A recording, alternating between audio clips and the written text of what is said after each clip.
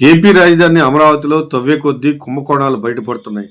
తుళ్లూరులో survey number 78లో 23.83 ఎకరాల విస్తీర్ణంలో ఒక పెద్ద చెరువు ఉంది. కొన్ని దశాబ్దాల క్రితం తుళ్లూరులో స్కూల్ లేకపోవడంతో గ్రామస్తులంతా జిల్లా పరిషత్ అధికారులను సంప్రదించారు. దీంతో జిల్లా పరిషత్ చెరువు పోరంబోకలో ఒక స్కూల్ నిర్మాణం చేయడం జరిగింది. అది ఇప్పటికీ కొనసాగుతూనే ఉంది. అయితే 1992లో రాయపాటి సాంబశివరావు బంధువుతో పాటు మరికొంతమంది తెలుగుదేశం నేతలు ఆ స్కూల్ ప్రాంగణంలో ఉన్న 2 షెడ్లను అద్దెకు తీసుకుని ఎస్ఆర్విఎస్ అండ్ ఎన్ఎస్ఆర్ జూనియర్ కాలేజీని ప్రారంభించారు. ఇది పూర్తిగా ప్రైవేట్ జూనియర్ కాలేజీ. కాలక్రమేపీ చెరువును ఆక్రమించుకుని శాశ్వత నిర్మాణాలు చేపట్టారు. 2014లో చంద్రబాబు అధికారంలోకి వచ్చిన తర్వాత రాజధాని పేరుతో రోడ్ల నిర్మాణం చేపట్టారు. అయితే N14 రోడ్డు ఈ ప్రైవేటు జూనియర్ కాలేజీ మధ్యలో నుంచి వెళ్తోంది.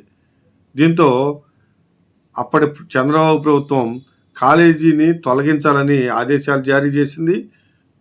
చెరువులో నిర్మించిన ఆ కాలేజీకి దాదాపు కోట్ల రూపాయల నష్టపరిహారం కూడా అందించింది. మళ్ళీ 2024లో చంద్రబాబు నాయుడు అధికారంలోకి వచ్చారు. ఏం జరిగిందో తెలియదు.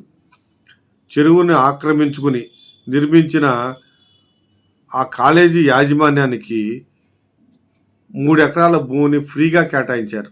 అది ఎక్కడో తెలుసా? శాశ్వత సచివాలయ నిర్మాణానికి కోతవేటు దూరంలో.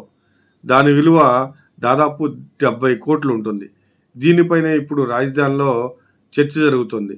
రైతులైతే మా తాతలు తండ్రుల నుంచి మాకు సంక్రమించిన పొలాన్ని మేము రాజధానికి ఇస్తే మాకేమో వాగు పోరంబోకుల్లోనూ అలానే కాలువ పోరంబోకుల్లోనూ లేకపోతే చెరువు పోరంబోకుల్లోనూ మాకు ప్లాట్లు కేటాయించారు.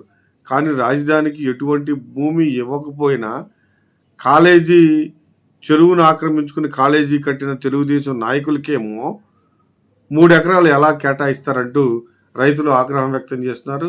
ఖచ్చితంగా ఆ 3 ఎకరాల పొలాన్ని, ఆ 3 ఎకరాల స్థలాన్ని ప్రభుత్వం వెనక్కి తీసుకోవాలని కూడా డిమాండ్ చేస్తున్నారు.